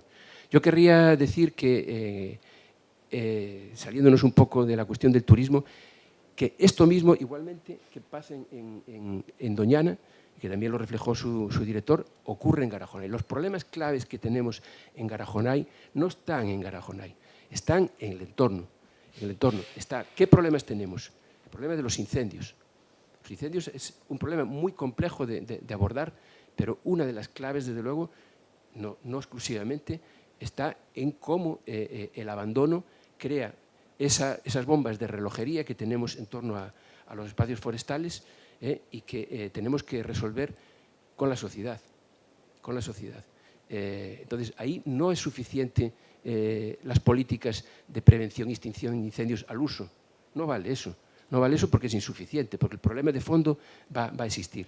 Hace falta un cambio de cómo percibimos y cómo desarrollamos estrategias de desarrollo para el mundo rural. Es algo muy complicado y, desde luego, el mundo del turismo tenemos la necesidad de que aporte muchísimo más a esto. El mundo del turismo es muy reacio a participar, no quiere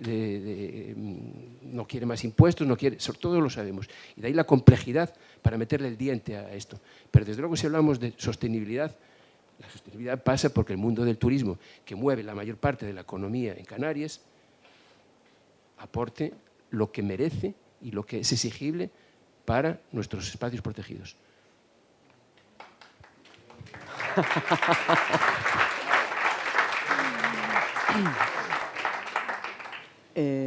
No sé si alguien quiere preguntar algo. No sé cómo. Aquí hay una pregunta aquí delante.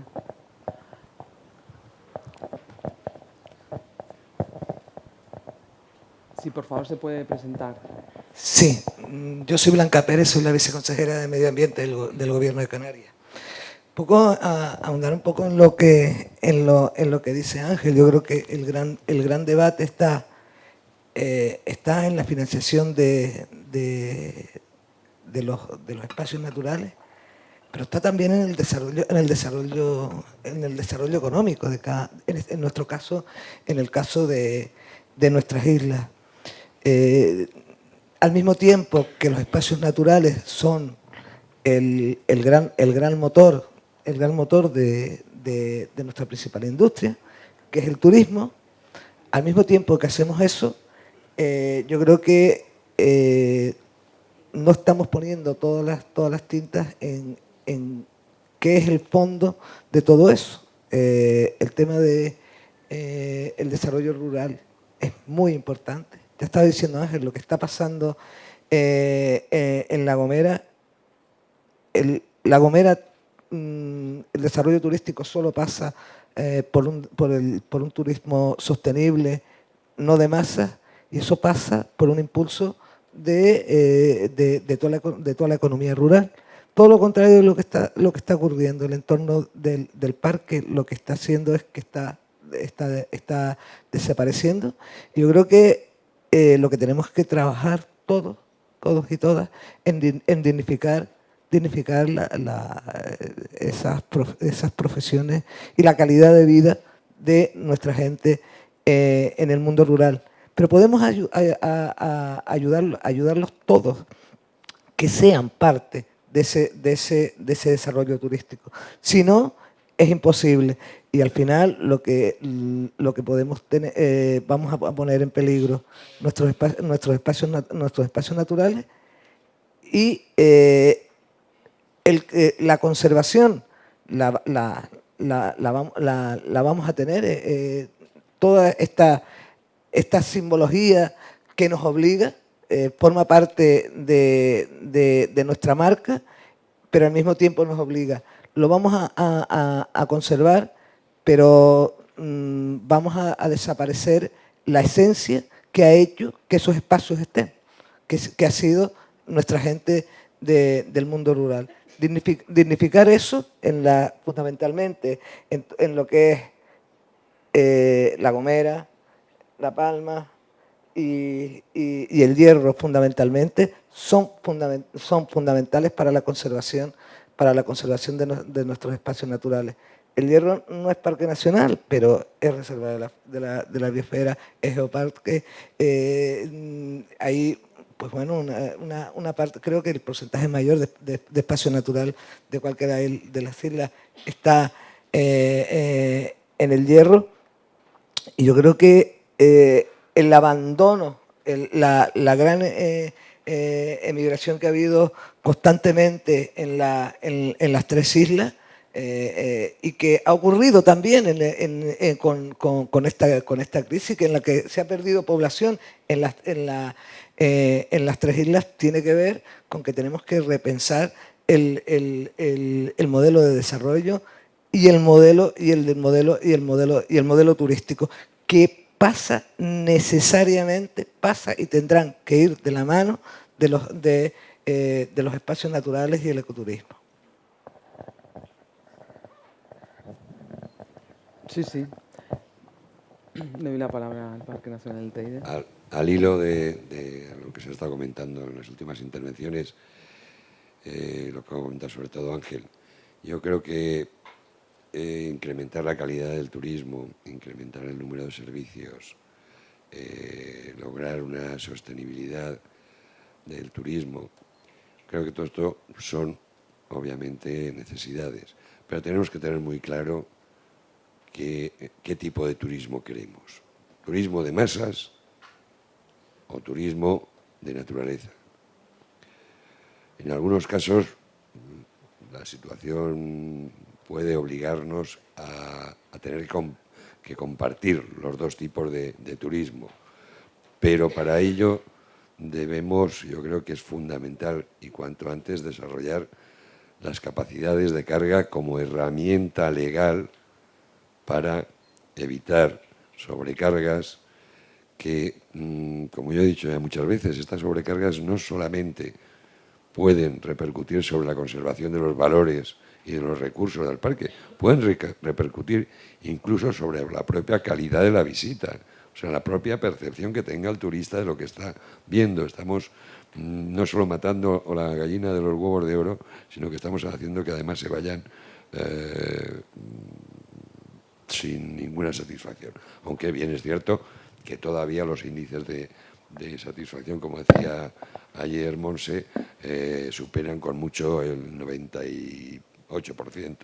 Pero sí que es cierto que tenemos que trabajar ya y pronto en el tema de capacidades de carga y de normalizar y regular normativamente, legalmente, cuánta gente puede entrar en determinado lugar, no digo en el parque, pues si la capacidad del parque son 100 y los 100 se van a un solo punto, no estamos haciendo nada. En cada uno de los lugares una determinada capacidad de carga y conseguir que esto se cumpla, tanto desde el punto de vista de conservación como de la calidad de la visita, y hacerlo cumplir, que eso ya va a ser muchísimo más complicado porque en muchos de nuestros parques, Garajona y Teide son emblemáticos, hay carreteras públicas que atraviesan el parque y que no se puede limitar hoy por hoy el tráfico que pasa.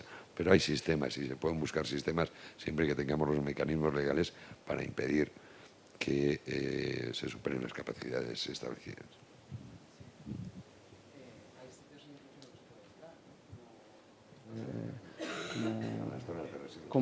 Y Altamira, por ejemplo, se hace una réplica y demás. Voy a darle la palabra a ese caballero que está ahí en cuarta fila y después al Parque Nacional de Doñana. Adelante. Sí, muchas gracias. Vuelvo a ser el pesado de siempre, pero no me importa. Como soy de los más viejos, de los presentes, quiero decir que yo he participado como ingeniero forestal y director de parque en otras reuniones hace muchos años, en el siglo pasado, y precisamente se trataba de la relación en un momento de nuestras conversaciones, se trató de la relación entre turismo y naturaleza, o entre naturaleza y turismo. El jefe nuestro en aquel momento era Francisco Ortuño, que había venido de Estados Unidos a celebrar los 100 años de Yellowstone como Parque Nacional. La botaba falla también la energía. Sí, supongo que sí, sí. Y nos enseñó, bueno, la importancia de cambiar de doctrina conservacionista en materia de espacios naturales protegidos, y concretamente parques nacionales. Pues entonces, recuerdo que el profesor Wilfredo Vilpré de la Universidad de Laguna, destacado conservacionista, invitó, él era consejero del Cabildo y participó junto con el señor Gerardo Budowski, que era ingeniero forestal y biólogo, me parece, venezolano, profesor de la Universidad de Costa Rica, de la Universidad de La Paz, y precisamente nos explicó la relación que tenía que haber entre naturaleza y turismo, que teníamos que caminar juntos, sino por lo menos en coexistencia, uno por un lado y otro por otro, pero nunca en conflicto. Pero él recomendaba que fuéramos en simbiosis, o sea, los dos de la mano, que es lo que pretendimos. Bueno, a mí se me quedó aquello grabado para siempre, hasta el punto que en Caracas participamos algunos en algún congreso de parques nacionales y a mí se me ocurrió decir lo siguiente, que había que cobrar a los turistas que quisieran visitar las Islas Canarias. Y me decían que por qué. Yo les decía que fundamentalmente era por los espacios naturales y en particular por los parques nacionales. Bueno, aquello no quedó muy bien y yo recientemente acabo de decirlo, recordarlo en la prensa, me han preguntado y yo he dicho que sí, que hay que cobrar. El señor Jing lo dijo ayer, que en Costa Rica se paga un 3,7, me parece, dólares por entrar en Costa Rica. Yo he estado en Costa Rica y he visitado los parques nacionales. Fuimos a un seminario de la UICN en aquella época, también en los años 80. Pero lo que quiero decir con todo eso, y estoy de acuerdo con Ángel, es que el turismo tiene que contribuir a la conservación de la naturaleza y tiene que caminar de la mano de la naturaleza. Y por eso yo me empeño, he sido también, ahora soy jubilado, pero yo en un proyecto de parques nacionales me mandaron a Hawái nada menos, a los parques nacionales gemelos entre Estados Unidos y España. Yo como estaba en los dos lados, en La Gomera y en El Hierro, ya lo conté, en La Gomera, bueno, en El Hierro también trabajé como ingeniero, aunque todavía no tenemos el parque, a ver si se deciden los herreños, que Aranza sus del Hierro, por eso se lo lanzo. Pero bueno, a lo que quería decir con todo eso, que el turismo tiene que colaborar con la naturaleza. Tiene que colaborar y yo estoy de acuerdo totalmente con Ángel. Y aprovecho para contar en un minuto la historia de por qué Garajonay fue Patrimonio Mundial. Es importante, creo que es importante. Ángel, yo fui el primer director del parque. Cuando me echaron, cuando intentaron echarme, lo contaba anoche yo en el exilio aquel que casi me mandan a los picos de Europa. No me hubiera importado tampoco, ¿no? Me marché. Me marché porque no aguantaba el dilema entre concejal de la Orotava y director del Parque del Teide. Pudo más la política que la naturaleza. Pero me fui, yo trabajaba en La Gomera y me dediqué aprovechando ese espíritu de Yellowstone que dice Ortuño y que luego José Miguel González aplicó, iniciamos el expediente, o reiniciamos, porque ya en el año 69 el señor Eric Sventenius, botánico famoso, había iniciado también un proyecto de declaración de Garajonay como posible parque nacional. Fíjense, año 69. Pues nosotros en el 74, en el 75, cubrimos ese cuarto piso de vegetación que había señalado el señor Humboldt cuando estuvo aquí en 1799 y faltaba la laurisilva. Estaba Timanfaya, que se había declarado en ese momento, estaba la caldera de Tauriente con el pinar canario y estaba el Teide arriba, pero faltaba la laurisilva, que es la razón de ser importante por la cual Garajonay es patrimonio mundial, don Ángel. Y eso pasó lo siguiente, y es que en el año 75 presentamos el expediente, pero claro, hay una ley nueva, la ley de montes, se la cepillan, la eliminan y aparece la ley de espacios naturales. Estamos hablando de la época de Franco, todavía. Se muere Franco en el 75 y el expediente para atrás. Lo presentamos en el 79 y el expediente se tramitó hasta el año 81, que por cierto se debatió en las Cortes Generales el día del golpe de Estado de Tejero, fíjense ustedes, encima, ¿no? Pero conseguimos que prosperase. Y entonces, al mes siguiente, marzo de 1981, se reclasifican los parques nacionales canarios, por lo menos que yo supiera los tres, Timanfaya, el Teide y la Caldera, y se declara Garajonay, que por cierto, los políticos de entonces, los ya de la democracia del 79, consiguen que las Cortes Generales incluyan un plan de desarrollo integral para La Gomera. Fíjense usted lo que significó eso. Otra cosa fue lo que tardó en ponerse en marcha, pero se incluyó y se consiguió mucha financiación, no para el parque, sino para toda la isla, en materia sobre todo de carretera, sobre todo en materia de carretera. Bueno, lo más importante, lo que quería decir, es que a continuación había sido director general de ICONA el famoso José Miguel González, que hemos hablado muchas veces, y entonces se declara Parque Nacional en marzo del 81. España, si no recuerdo mal, se adhiere al patrimonio, al patrimonio mundial en el 82, y es Garajonay el primer parque nacional, primer bien natural que se aprueba por parte de UNESCO. Y en La Gomera tardamos 5 años, desde el 82 que se inicia hasta el 84 años, hasta el 86, noviembre del 86. Y aquí hay otra persona que me acompañaba, don Carlos Bencomo, don Carlos Silva, donde nosotros formábamos parte del patronato del Parque Nacional de Garajonay, y el 25 o el 26 de noviembre del año 86, reunidos en París, nos llama Radio Nacional para decir que La Gomera tenía ya el primer patrimonio mundial, que era Garajonay. O sea, esa es la realidad. Y luego, afortunadamente, viene el silbo gomero, porque es que Garajonay sin el silbo no funciona, o el silbo sin Garajonay, porque el silbo nace fundamentalmente entre Garajonay. Bueno, todo eso para contarle brevemente. Yo me marché, terminado eso, me marché y entró don Ángel hasta la fecha. Así que muchas gracias, Ángel, por lo que has hecho por La Gomera y por esa relación naturaleza-turismo. Y es cierto, porque yo mando, a mí vienen todavía un montón de guías de turismo a que le consiga planos, que hable contigo. Yo ni te llamo, porque claro, yo solo los mando a los guardas, a toda esta gente. Lo que quiero decir es que La Gomera es un caso excepcional de la relación naturaleza-turismo, más de lo que ustedes se imaginan. Muy bien. Gracias. Muchas gracias. Pasemos a doña Ana, que nos quiere contar algo. Yo, aprovechando la generosidad de Lucía, dos cositas. Una es que que tiene interés en comentarla y la ha sacado Ángel y ahora entramos. Pero otra tiene que ver con un debate, en el debate que tenemos en todas las mesas y también de ayer, que Manolo ha sacado ahora también con respecto a la organización, ¿no? Turismo sí, turismo no.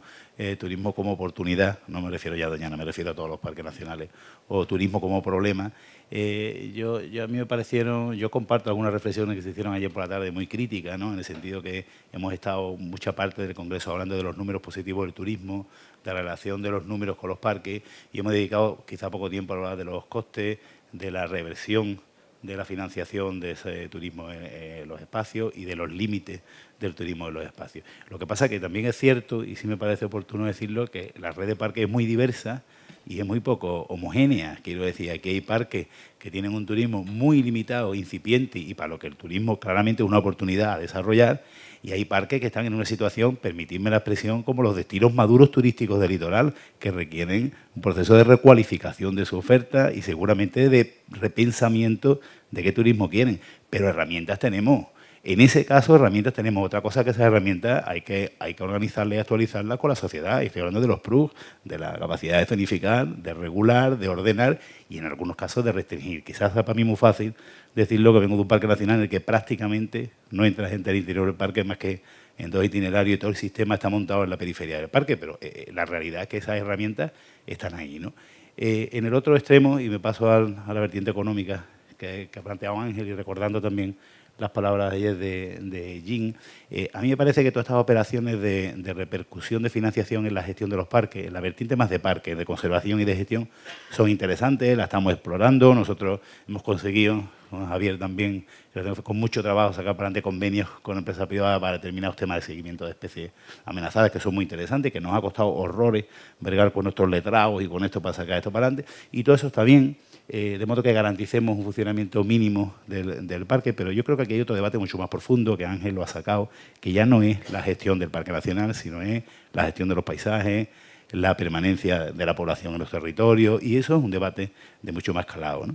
Y ahí sí me gustaría, a lo mejor porque uno es de pueblo también, romper una lanza en el sentido que no hay que mendigar, yo en eso estoy con Ñi, pero no hay que mendigar, pues otra cuestión porque es un derecho que tienen esos territorios. O sea, no estoy hablando solo del concepto de servicios ambientales, los servicios que se prestan, no estoy hablando solo de la repercusión de las inversiones en el turismo, que estoy absolutamente de acuerdo, estoy hablando de un planteamiento mucho más global. A mí cuando el personal del mundo urbano me manifiesta que el mundo rural está absolutamente subsidiado, digo, es que no hacéis números. O sea, es que la huella ecológica del área metropolitana de Sevilla está en Sierra Norte, estáis ocupando de esa, tenéis pantanos. Si aplicamos esas cuentas realmente, yo creo que no hay que mendigar nada y lo que hay que redistribuir los apoyos necesarios para que esa sociedad rural no. A mí me gusta poner un ejemplo, porque alguien decía ayer que tenemos que aprender de las empresas en determinadas cuestiones, de los gestores de cuenta a otras.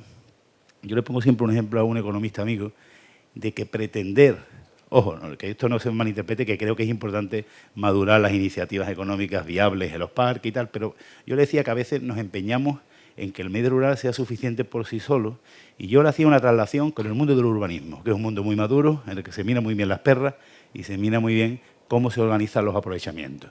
Entonces, si conocéis todo cómo funciona el urbanismo, en un plan parcial nuevo, a Lucía le han incluido una finca de su propiedad dentro del plan parcial, y curiosamente le toca que su finca es la zona verde. Entonces, pretender que los espacios naturales y el mundo rural sean autosuficientes es como pretender que el aprovechamiento urbanístico de Lucía sea el kiosco de prensa que toca la zona verde. Eso no funciona así. Los repartos del aprovechamiento urbanístico se hacen sobre todo el plan parcial y tiene que haber una redistribución de esos recursos. Y eso es un ejemplo claramente trasladable a lo que está ocurriendo en el mundo rural, ¿no? Bueno. La finca, aunque no sé si le voy a poder financiar. Le voy a dar la palabra a dos personas, primero este señor y después la persona que está detrás. Y a ver si tenemos tiempo para hablar todos, o bueno, si se quieren cambiar el orden. Tengo tres palabras pedidas, así que por favor tratemos de que haya tiempo para que hablen todos. Adelante. Telegráficamente. Las joyas de la corona de los parques nacionales, los patrimonios mundiales. Yo agradezco a los gestores de Perdido y Doñana el informe claro que han puesto. De Doñana sí me gustaría rescatar dos cosas, aunque no las tratáramos. Una son los usos tradicionales, el impacto de la romería del Rocío, no por ponerlo, sino por avisar al resto que bajo el túnel oscuro de usos tradicionales se cuelan muchísimas cosas. Si estas son nuestras joyas, y permítame una referencia cariñosa a los dos gestores de los parques en Canarias, para su día a día, y como hoy, deben desayunar más jofio, porque les parece que les falta energía en la voz y demás, y es que son excesivamente comedidos. Cuando digo este tema de las joyas, es que la política de parques nacionales no hay vergüenza de los gestores, de las personas públicas, y no va por usted, viceconsejera, que tiene interés por los parques nacionales, pero en general en todo el país, y de ahí que los parques nacionales y que los patrimonios están donde están. Entonces, el planteamiento que ha hecho Isidoro de cobrar a la entrada, cobrar por un parque, no porque entonces se creen con derechos, sino el tema de las limitaciones. Es básico y fundamental lo que ha planteado Durán de la capacidad de carga. Mientras no entremos en ese tema, estaremos discutiendo y estaremos haciendo cosas penosas. Sí me gustaría oír a Durán en la pregunta que Lucía hacía de cómo se percibe por la población. Y la pregunta es, ¿se perciben más los eventos llamados deportivos? Y yo estoy en lo que se decía ayer deportivos, son los montañeros, son los senderistas, pero no son 600 mountain bike al momento, no son gente corriendo con la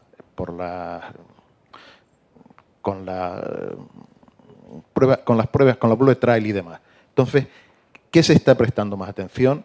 Si el compromiso voluntario, que es una de las cosas que ha insistido la coordinadora de la mesa clarísimamente, o asumimos esos compromisos no están. Y entonces esa percepción de la población, insisto, de los eventos de masas, y qué habría que hacer para que, y lo sigo preguntándoselo a Durán, por la población se asumiera el compromiso del patrimonio mundial.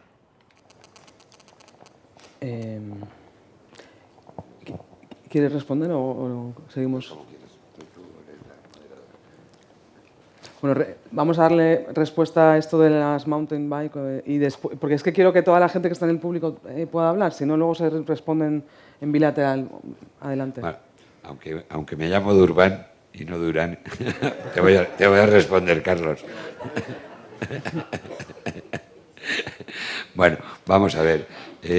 Yo creo que la imagen, no de la población, pero sí la imagen mediática es mucho mayor en todos los eventos deportivos, pseudodeportivos, etcétera. La imagen mediática es mucho más potente en este tipo de actividades que en cualquier otra que se hace el parque. Entre otras cosas, porque también llevan una carga importantísima de marketing, publicidad, difusión, etcétera, etcétera, y obviamente a nivel mediático son muy tal.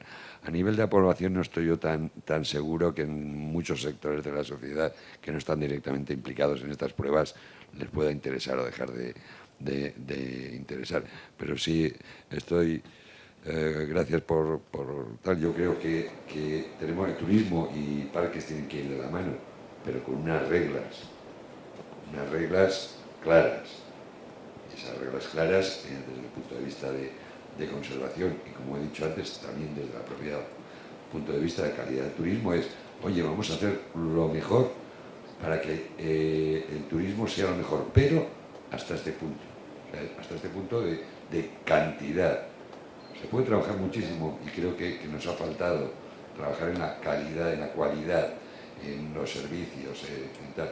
Y se ha trabajado muchísimo, en cambio, en la cantidad de turismo que se quiere atraer. Y creo que ese es el camino equivocado. Y ya, de todas maneras, no es mi sector ni quiero entrar ahí, pero sí desde el punto de vista de conservación hay que poner límites muy claros en cada una de las zonas de los parques, donde se pueda. En Doñana no es posible el acceso a Doñana en Ordesa.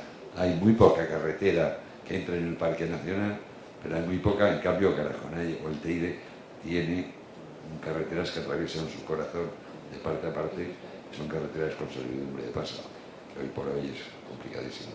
Pero... La persona que quiere... Adelante, por favor. Hola, buenos días. Yo soy la segunda pesada después de nuestro más veterano compañero. Me vuelvo a presentar, soy María Teresa Madrona y represento a una asociación de empresarios de la Carta Europea de Turismo Sostenible de Sierra Nevada. Y mi intervención es una reflexión, no sé si puede tener respuesta, ojalá sí, o una contribución a esto que estamos hablando del cambio de modelo, ¿no? Que ha estado Ángel con tanta pasión y con tanto clara evidencia comentando. El cambio de modelo de ese modelo de turismo de masa por otro modelo que sería el ecoturístico, de pequeños grupos interesados en descubrir los tesoros, los paisajes, la información oculta, la historia. Para que ese modelo se cambie, si hacemos un puzzle, hacen falta varias piezas. Una de las piezas, porque bueno, ¿por qué, por ejemplo, en cualquier hotel de aquí de las islas, tú te vas al mostrador como la persona que está en el hotel y ve la visita al Teide que responde a ese modelo, que es subir a todo el mundo en un autobús, que recoge gente por todos los hoteles, que los lleva, que ven el centro de visitantes, como bien has dicho de una manera escatológica, dejan ahí nada y se vuelven. Bueno, el día que en ese mostrador haya otra oferta, estaremos cambiando el modelo. ¿Qué hace falta para cambiar esa oferta? Podréis decir, pues hace falta que surjan los empresarios que hagan eso. Eso es lo primero. No, pues esos empresarios existen.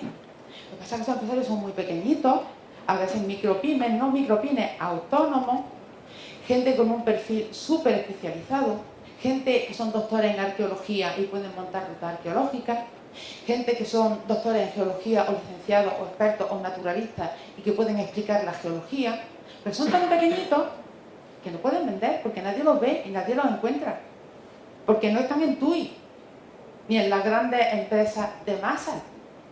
Entonces, para que esas personas triunfen y no cierren, como yo, que estoy presidente de una asociación y veo con gran dolor como compañeros míos tienen que cerrar sus empresas porque después de 3 años no consiguen vender para ayudar a cambiar este modelo, habrá que ayudarlos a ellos también para que cambie el modelo.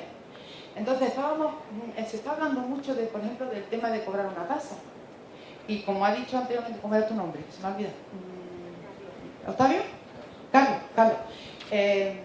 Cuando se paga un dinero, estás convirtiendo una obligación moral en algo, en un derecho, y lo moral tiene un valor, y al poco tiempo el origen de por qué se dio ese dinero desaparece, se borra, y 3 euros los puede pagar todo el mundo, y eso no evita la masificación. Al final el producto se incrementa en 3 euros. Es verdad que se obtiene financiación, por esa parte sí, pero por el cambio del modelo y de la masificación no. Entonces creo que los que tienen poder para cambiar esto no solamente son las pequeñas empresas, sino todos los actores. Por ejemplo, Doñana, las empresas que entran son empresas privadas que tienen concesiones para enseñar, bueno, más o menos, ahora lo puede... Pero yo creo que en los parques, o en la buena gobernanza esta de reunirnos un día todos a ver qué soluciones, puede haber una solución.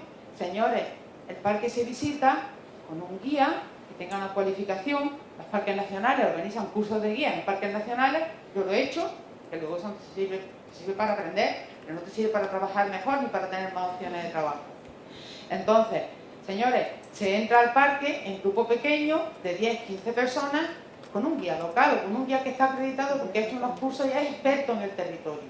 Entonces, esos 50 que van a entrar en el autobús entran a diferentes sitios, por diferentes rutas, con diferentes guías y en pequeños grupos. Y además el guía es el responsable de su comportamiento. Es el vigía, no solamente de que aprendan y se enamoren del territorio y se lleven lo importante del territorio, que no es solamente la playa y tal, sino que además es el responsable de su comportamiento. Para que esto ocurra necesitamos ayuda. No puede ser solamente que haya iniciativa y que se emprenda. Las ayudas al emprendimiento terminan cuando la persona ha abierto su empresa, pero ahora tiene que vender. Y para vender y entrar en ese modelo tenemos que cambiar entre todos.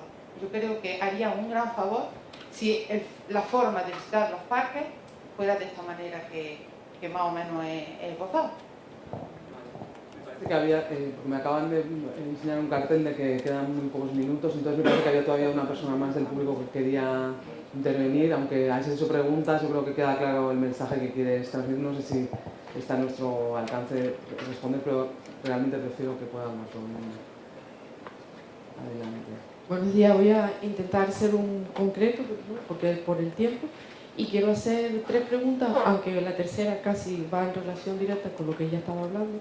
Una pregunta sería para Aránzazu, que quería decir desde el punto de vista de los canarios, llevamos reivindicando cosas y están ahí. Por ejemplo, hablamos de la cueva, de la supuesta cueva del Menselbencomo.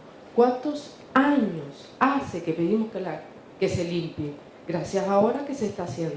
Pero con ello quiero decir que las administraciones, las máquinas, la burocracia es tan lenta que cuando vayas a hacerlo, a lo mejor ya lo que querías reivindicar ya está totalmente deteriorado. Otra cuestión que le quería decir a don Ángel es que, por ejemplo, aquí en Canarias, él lo sabe claramente, para los canarios estamos en una situación extrema en lo que es relación a los trabajos. La comunidad autónoma en España con niveles de pobreza increíbles, en la cual los canarios no tienen trabajo. O sea, más de un 50-60% jóvenes que necesitan trabajar por primera vez y no pueden. El trabajo para los canarios es bastante complicado. Hay que competir, como decía ella, con turoperadores, con gigantes, vamos a llamarlo de alguna forma, inamovibles. ¿Pero por qué son inamovibles? Aquí nosotros sabemos lo que queremos y los canarios necesitamos trabajo. Y puede ser trabajo cualificado. Trabajar en el monte no es una vergüenza. Puede ser un trabajo muy digno, muy bien pagado y muy bien cualificado. ¿Por qué no? Se puede, para los canarios no tiene que ser siempre lo mismo. Camarero, hace un montón de años, yo se lo dije también en el Cabildo, al presidente del Cabildo, a don Adán Martín. ¿Por qué los canarios siempre tienen que trabajar como camareros o limpieza de hoteles? No, nosotros queremos trabajo cualificado y podemos hacerlo. Y puede ser la oferta muy variada. Tenemos 4 parques nacionales, tenemos reservas. ¿Por qué no se puede trabajar en este sector? Hay que buscar la forma de financiarlo, claramente. Pero ahí está la Administración General, la Administración de las comunidades autónomas, que se tienen que mojar, que están, los niveles aquí de pobreza son muy altos. Y eso no se puede permitir. Lo único que quería decir. Gracias.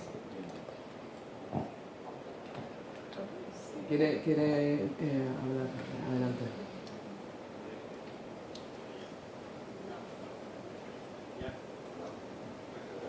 No sé si nos van a cortar. Hazlo rápido porque yo creo que nos está haciendo ya señas de que ya... ¿Vale? Sí. Oye, yo una cosita, aunque no me toque, pero como es general lo que ha planteado respecto a la presidenta, ¿no?, la Asociación de Empresas de la Carta, en verano estas cosas no sé si se pueden confesar, pero yo creo que lo podemos hacer. Yo creo que casi todos los que estamos aquí tenemos claro que el turismo es algo muy amplio, en el que los parques son muy diversos, decimos, desde el turismo de masa que ha planteado Manolo antes aquí, hasta el de las visitas, ¿no?, de Porro y Golbo de La Gomera. Nosotros tenemos una doble realidad, un turismo que no era del parque, aunque comparte recursos, porque el litoral es el mismo, que el turismo de sol y playa de Matalascaña. No voy a entrar porque es muy largo, pero ahora con Carlos, si quieres, luego hablamos del tema del Rocío, porque sería larguísimo. Pero luego todos los temas vinculados a la presencia de la aldea, y ahí hay confluencias, porque yo decía antes, Manuel, nosotros tenemos en torno a 350.000 visitantes, pero el Rocío tiene entre 3 y 4 millones de visitantes, y el Rocío está en el límite del parque, y mucho, aparte de la motivación religiosa, muchos de los observadores, mejor mirador del pájaro que hay en la marisma, conoce Manolo, lo conoce vosotros en las playas del Rocío, y hay miles de personas que van en invierno, en otoño a ver pájaros, que no las contamos, que no las estamos contando como visitantes. Pero al margen de eso, en relación a lo que planteaba ella, nosotros tenemos una especial atención dentro de nuestras capacidades y nuestras posibilidades, que son muy limitadas, con la gente, con la pequeña empresa, como tú decías, más que pequeña, mediana, pequeña y más pequeña, ¿no? Y yo sí quería hacer una alusión.